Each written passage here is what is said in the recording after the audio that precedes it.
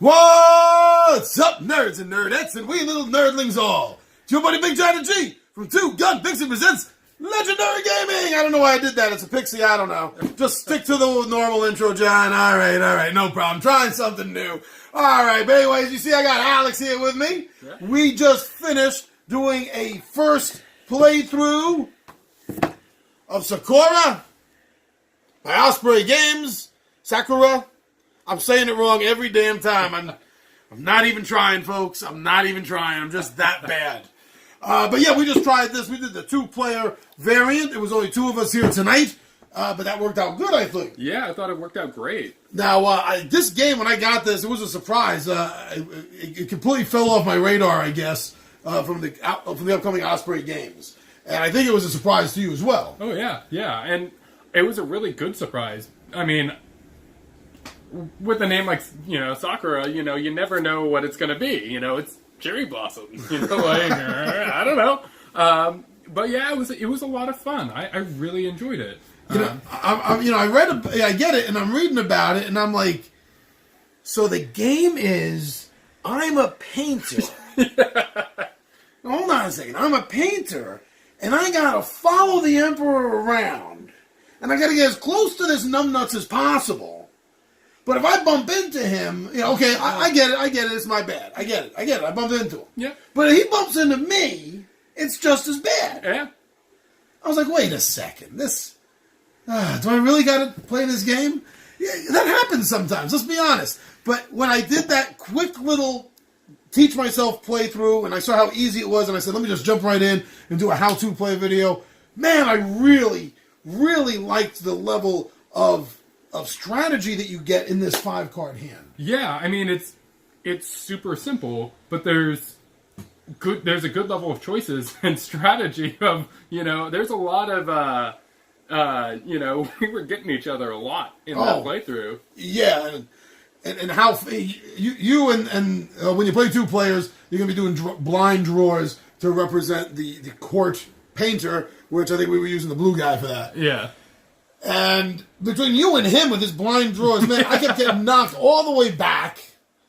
But then I kept getting these cards to run all the way forward. Yeah. And I'm just kind of like visualizing this in my head. Me in the long robes or obi, the obi's the belt. I don't know. But I'm just picturing this guy dressed like this, trying to run and catch up. Carrying like an easel. It was hysterical. In my head, man, it was hysterical looking at this. And that added to a little bit of the fun factor of the game. Yeah. But yet you really have to... The cards that you play are going to happen in initiative order, because there is no player-by-player turn. There's just rounds of the game. Right. And I thought that was a great element, because it mixes things up and adds that extra layer of strategy of, I really want to get John. I'm going to make the Emperor back into him. But, man, this is a high initiative card, so I don't know if I play this 30, is John and the court painter, are they going to play above 30? I don't know. And initiative seems to go between 1 and I would say about 50, or 60 is about the highest. Was it 60? Yeah, I think 60 was the highest. Yeah, something like that. But yeah, so the numbers here on the bottom, those are the initiatives. And you look up here, and these are the actions that are going to be taken. The top one is always for the garden, which usually affects the Emperor, sometimes random players. And then the bottom one symbolizes what you get to do. Right. So you look and you see what you need to do. You're like, okay, if I do get the Emperor to move 2 more, he's going to get to one of the 3 Sakura spots. That's going to end the round. We're going to be able to score, and I'll be closest to him, and I'll be able to score, and I'll get the mega points. But it's a 48 initiative. Yeah. So that could be a perfect plan for you, but then Alex throws down the 27 initiative, which means he's going to be going first. His card takes effect first, and right away that's knocking the Emperor back 1, which doesn't mean he's going to make his 2-point movement to get there, and now I'm not going to score. He's going to get to leap ahead of me, because I'm in the lead. Yeah. That's where this strategy comes in. Because it's partly blind strategy, because you don't know what the other players are playing. Right. But it's also, you have to have some sort of plan of how you're going to move forward. Right. And for me, hand management and getting those lower initiative cards with something, I got to play for time here. I don't have a card that can get the Emperor up to the Sakura tree when I want. So let's move him back. Let's give me some more time so I can get the low initiative card that I need to get him that final spot when he's close. You got to line the cards up in a way like you're talking. Yeah. Because you're always going to have a monkey wrench thrown in your system somehow. Yeah. But your backup cards are never that bad. I mean, there's always a way to salvage what you were doing with your backup cards. Yeah. So that's what I was saying. The whole strategy of that really plays out between initiative, what you want to do, and what you think the chances are the other players are going to mess that up. Yeah. Which is why I was so confident when I threw out that one initiative card. In my head, I'm thinking, all right, no matter what happens, my plan is solid. Yeah. Solid. No one's doing it. You throw out the 12s, the 22s, maybe even a 30, and you're like, okay, I might be looking good here. Yeah. But when you guys start throwing out the 40s and 50s, like anything can happen before it gets to you. It's not going to end up the way you planned it or started it. That's for sure. Yeah. So for a first run game, I was really impressed. I didn't expect it to capture my attention or entertain me the way it did. I agree. I mean, I went into it like, well, this looked pretty good from your playthrough video, but it looks pretty simple. Looks pretty, maybe it's going to be a little boring.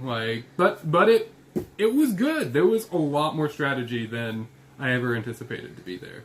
I could see this being categorized as a gateway game. Oh, for sure. Because it is so easy to learn, so simple to learn. All you have to do is understand the iconography, really. Yeah, I mean, it's 5-10 minutes, and you watched my video once, yeah. And then you sat down. You didn't even look at the rules. We just started playing, and I think you mixed this one up and that one up once. Yeah, and that was it. That was the only mistake you made. Yeah, and you got it. And that was, had I looked at the rule book, where they clearly lay out the symbols in here, But I want to thank you for the confidence that all you needed was to watch my how-to play video once. That's true. Thank you for the vote of confidence. Yeah.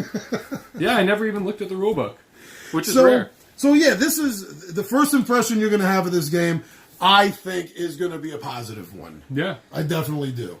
If you know someone that gets this game, if you see it at your store and they have demo days, or if it ends up at a board game cafe kind of place, definitely try it out. I think if you like strategy games that are quick to get down to the table, quick to play, I think you're going to like this game. That's my first impression of it. Yeah, me too. I also want to talk about, we talked about it in the playthrough a little, the art is great on the cards and on the box and the board. It's all beautiful. Pretty simple. The cards do only have, I think, 3 illustrations, I want to say. Pulling them back. The Emperor standing there, jumping over the guy, the painter. I think there's 4. There's 4. So there's 4 illustrations. But, they're great illustrations. And they do all have to do with what's going on. So all of these down arrow cards where the last player gets the boost all have the same graphic. All the cards that the first player moves back have the same graphic. The 2 different types of cards here, which is, I think, what may have mixed me up a little. The leapfrog and then moving based on the number of players in front of you, both have the, leapfrogging graphic. Yeah. And then the remaining cards have the remaining graphic. So it's nice that you can also look at the illustrations to understand what the card's going to do. There's a similarity between the image of the card and more or less the effect it's going to give you. Right. So just quickly looking at the card, your mind is going to be able to make these associations. That's a good point. I didn't think about that. Yeah. All right, that's why I keep Alex around sometimes. So we both agree that this is a good first impression. Yeah, great first impression. All right, so yeah, that's Sakura, Sakurugia. That I can say. Sakura by Osprey Games. I'm your buddy Big Johnny G. Check us out. We're on Instagram. We're on Facebook. We're on Twitter. Follow us on Twitter if you're not already. And check out our Zazzle store. Cool shirts like this one right here. Original shirts we designed. Check that out. 2 Gun Pixie at Zazzle. And I'm your buddy Big Johnny G. With me is Alex. And we are